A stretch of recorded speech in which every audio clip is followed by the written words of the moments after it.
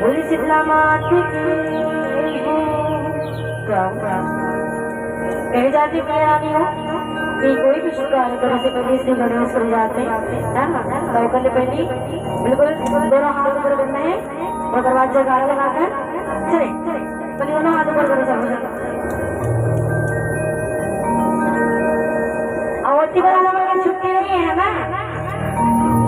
चलो ऊपर रखो कया बच नहीं है।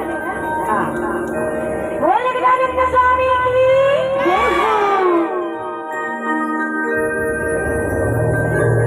गौरी के ललना झूला ललना धनवता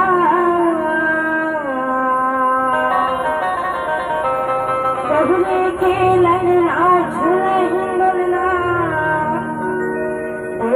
धनवता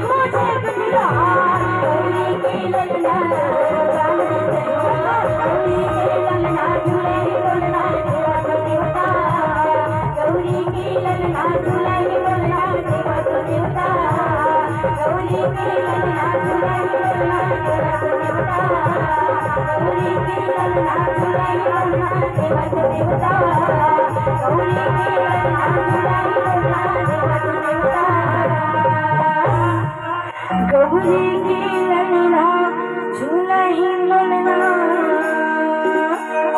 देवा थोनिवता गौरी की ललना झूलही ललना